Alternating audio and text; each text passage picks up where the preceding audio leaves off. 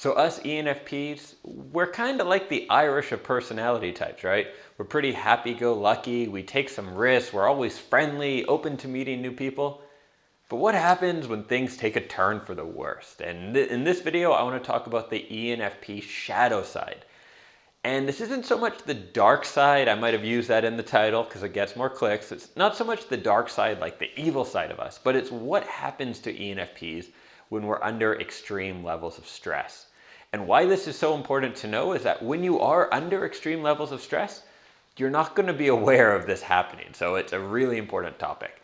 I first discovered this many years ago when I was going through a business failure. I should say I'd been through a business failure, which left me super broke. I mean, if you think you've been broke, you have no idea how broke I was. And obviously that created a lot of stress. And fortunately, I was invited to join a startup as basically the vice president of marketing, which was awesome. But what I found was happening is we were working as a group, and a few of the people in the startup were friends of mine, people I really respected and trusted.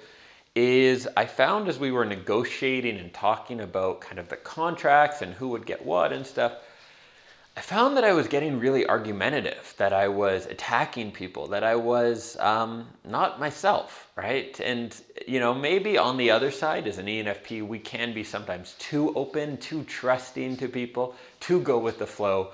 But this was the polar opposite and not in a good way, right? I found myself feeling quite paranoid, almost attacking people. Like, no, this guy's trying to screw me. He's coming up with like a plan or this sort of stuff. And that wasn't cool. And we were in this meeting and I caught myself. I realized I wasn't myself. And I did some reading and research, and at some point I came along this concept of the shadow personality. So in Myers-Briggs, this is that under extreme levels of stress, we can take on the traits of basically our opposite personality and generally only the negative trait. So it's not a positive thing. It's not like, oh, cool. So as an ENFP, you become like an ISTJ. But you don't become the good parts of an ISTJ, you take on the bad parts. And in my case, the way this looked was being very pedantic, like attacking details, going after little things that I normally wouldn't care about at all, being paranoid, being critical, seeing the worst in people, where normally I see the best in them, I was seeing the worst. Being very protectionist, wanting to just look out for myself, not thinking about anyone else. And yeah, it leads us down this path. And unfortunately, and if you've watched some of my other videos on this, you know how important I think it is often we start with emotions and then we get our thoughts, right?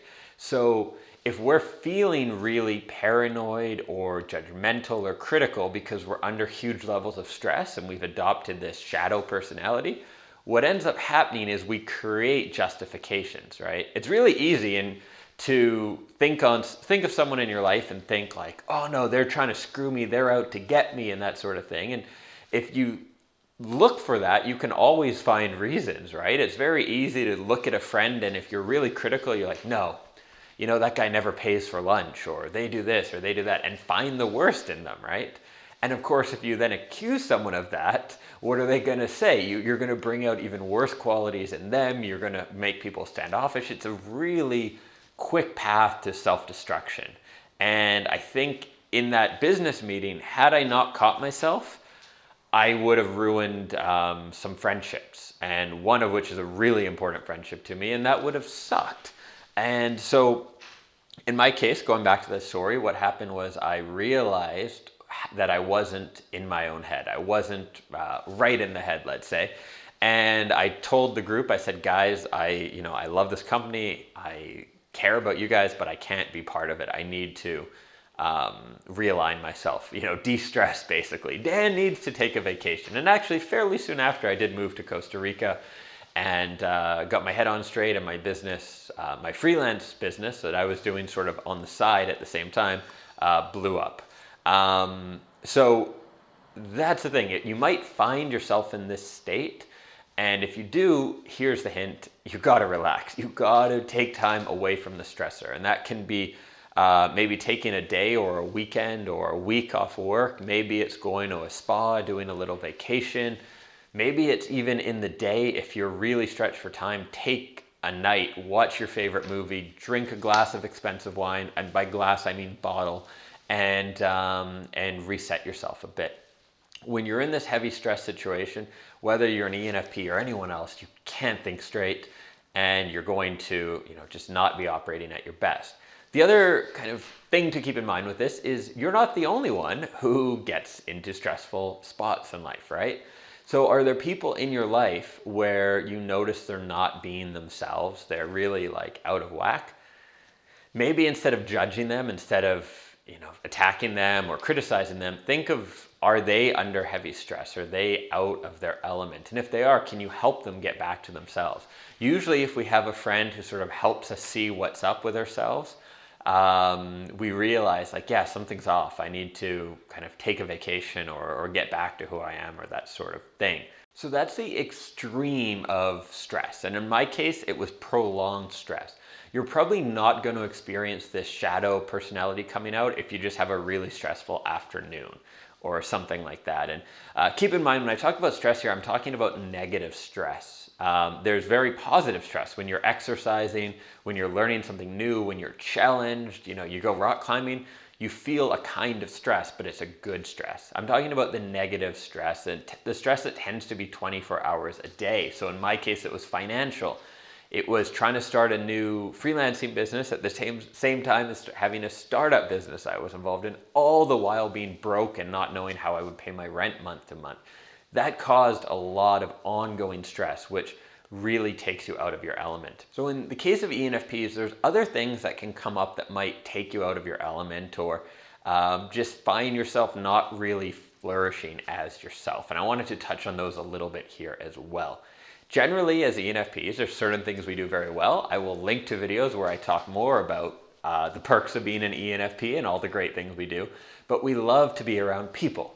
We do like to get attention sometimes, and we like to help other people as well. I think a very common ENFP trait is we care about the greater good. And if there's someone we can help, we want to help them, right? We want to either inspire them or motivate them or help them out in some way we can. And that's awesome. We also tend to be fairly creative people. We like to be learning, to be challenged, to be doing new things. And if you find yourself feeling really off, there's a good chance that one of two things is true. Either you're not meeting these needs at all, meaning you're in a routine where you're doing the same thing over and over and you're not meeting that need for a novelty. Another video I might link to is about human need psychology, which is different than what I'm talking about here, but it's quite related. So you might find that you're not meeting your need for novelty. Maybe you're not spending enough time with people. I know for myself, if I start to feel off, I usually think, all right, it's been 2 or 3 days since I've been out with my friends or whatever. And in my case, it can be more challenging because I often work from home. And now I have a great community here in Prague, but for a few years I was traveling and always to new places. So I could go 2 or 3 days with just talking to baristas at coffee shops or something, but not with real friends. And so you got to pay attention to that. Are there things you're missing out? That human contact, that need for novelty? Are you not being challenged? Are you not getting to use some of your strengths? If that goes on for too long, you're going to find yourself really feeling off, and you might start to feel some of these shadow traits coming out, right? Being very critical of others, being very negative, pedantic, that sort of thing. You'll find that happening. The other side that can happen as well, which might be more rare, is if you're doing too much of that. I know, do too little, do too much, it's very complicated, right?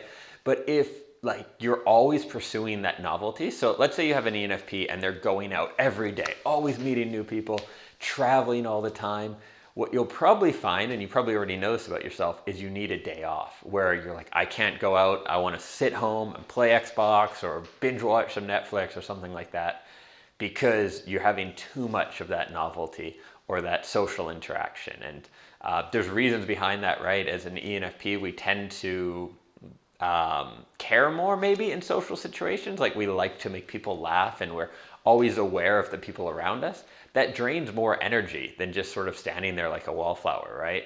And so a couple nights a week going out, we feel amazing. 7 nights a week, we probably start to feel pretty drained, and that can lead into this feeling of stress and going down that rabbit hole as well. So Probably, if you're feeling really off, first ask yourself, is there some really big life stressors going on, right? Have I been continuously stressed about money, about maybe a divorce or a breakup, about housing, whatever that is? Do I have that stress?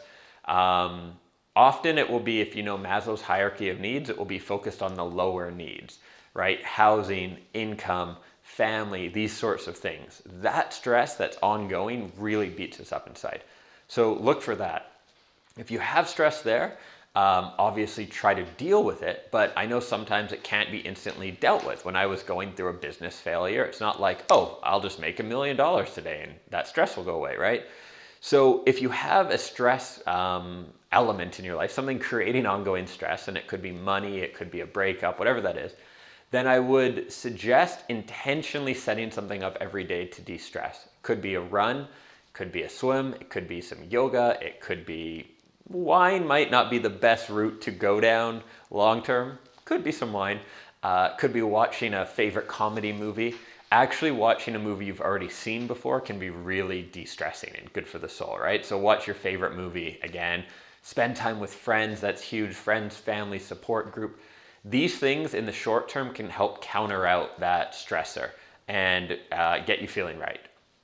On the other hand, if you're not having this ongoing stress happening, but you're feeling off, then think about what you might be doing with your needs. Are you spending enough time with people? Are you spending too much time with people? And those other things I talked about. That's it for this video. Just wanted to share that with you. I'm surprised I haven't made a video about it yet, because in my own life, it was a really big insight and it served me well. Fortunately, I don't think I've fallen into that shadow state for at least a couple of years here, but I'm always aware of it when I feel myself maybe getting overstressed or overpushed, and finding a way to bring back to normal or exceptional even. Thanks for watching. If you have any questions about this, comments, please leave them below. I've been getting a little behind lately, but in general, I always try to reply to comments, at least the ones that have a question or something like that. And I would love for you to subscribe to the channel, or at the very least, okay, if I haven't convinced you yet to subscribe, head to the channel page, watch a few more videos, and then, give me a chance. Let me prove myself to you. And then subscribe. Catch you in some other videos soon. Thanks for watching. See you soon.